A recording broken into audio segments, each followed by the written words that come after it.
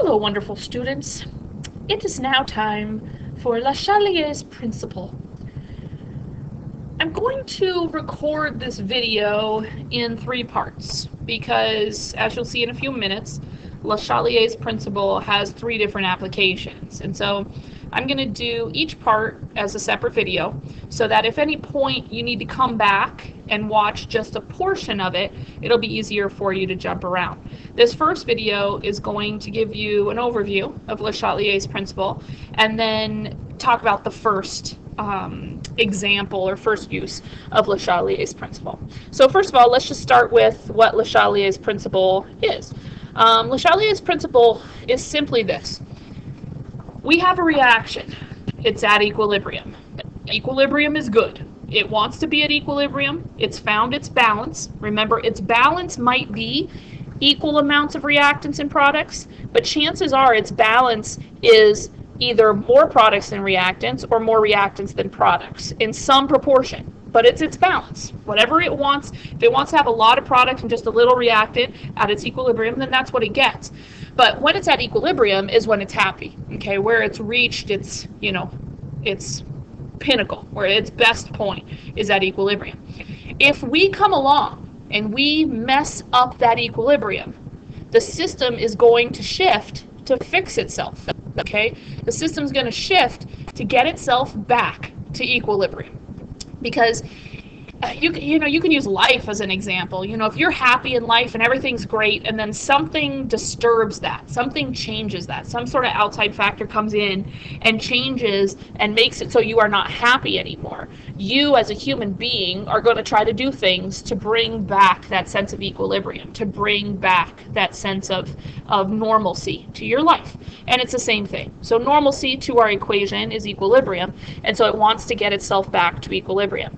So the 3 stresses we're going to be discussing, the 3 things that we can do to a reaction to screw up its equilibrium, is we can either add or remove some of the reactants or products that are in the vessel. So say you have the sealed vessel at equilibrium, well, what if we come in and all of a sudden shove in some extra of one of them or all of them? What if we take some of one or all of them out of the vessel?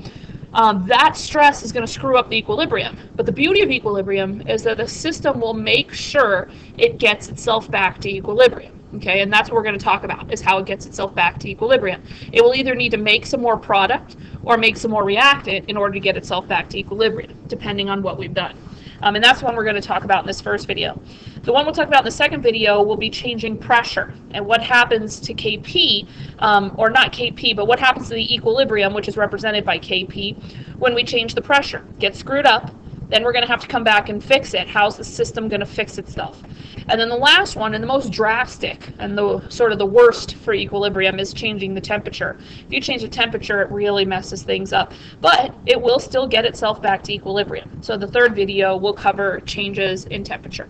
So for this video, we are going to focus on adding or removing a reactant or a product. So let's start with adding. Okay, so let's say a system is at equilibrium. Everything is hunky-dory and wonderful, and then we come along and we all of a sudden shove in some extra of that the reactant. So let's say I had an equation that was A plus B is in equilibrium with, say, C plus D, just for easy ones to look at. So this reaction's at equilibrium, and all of a sudden I come in and I increase how much A there is. So this reaction was at equilibrium, there was a certain amount of A in there. Now all of a sudden I've brought some A from somewhere else and I've shoved it into this container. So now the equilibrium's all screwed up because now there's too much A, proportionately speaking, to B and C and D, and so this reaction is going to have to do something to deal with that.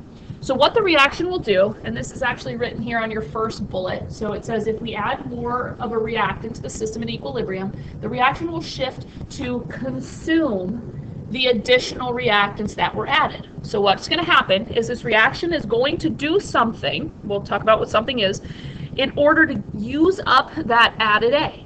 The way it's going to use up that added A is that it's going to take some of that A and some of the B and turn it in to C and D. Okay, that's going to help alleviate the fact that there is too much A, and it's going to shift to the right. You can see I pointed my arrow to the right here. It's going to shift to the right and produce more C and D. Okay, so in the description here, you say that it's going to shift to the right in order to produce more products and reestablish its K value. Remember, the K value is a proportion of how much product you have to react in. So even though you've added some more A, it's still proportionate. So all you have to do is to get the proportion back to where it was before.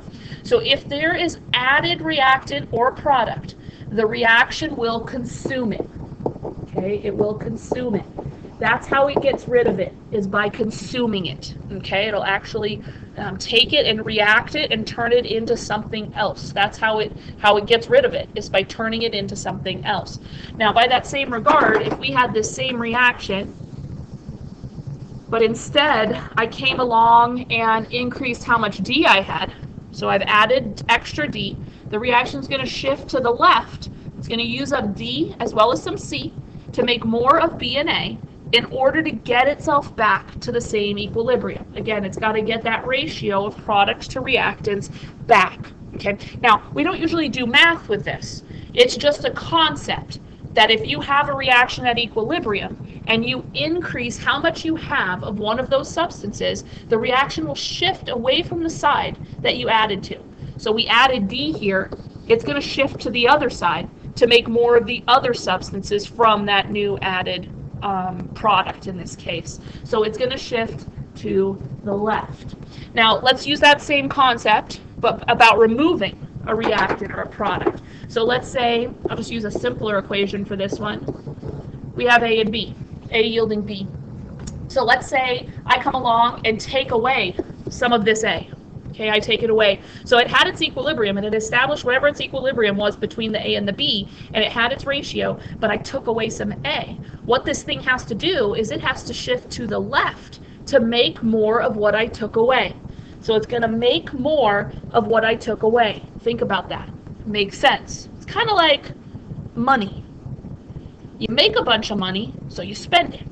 If you take the money away, then you've got to make more. And that's what's happening here. You lost your A, so B says, uh-oh, I better make more A in order to get the ratio of products to reactants back to where it was. Again, the numbers here and here won't be the same as they were before, but the ratio of the two is what we need to get back. So when you remove a reactant or a product, you want to think of it as you have to replace what was lost. So let's use the other side. So let's say instead of taking away, what did we just take away? We took away A. This time let's take away B. If we took away B, then A will shift and make some more B, because this thing is deficient on the product side. It needs to make more. So if you add to it, so this one, if you add to it, the reaction will shift away from where you added. It'll shift to the other side. If you remove it, the reaction will shift to the side that you took away from so that it can replace it. And again, it's all about reestablishing the exact same K that we had before. Okay, so that's adding and removing reactants and products. The concept is to replace what is taken away, or if you add extra, to consume it.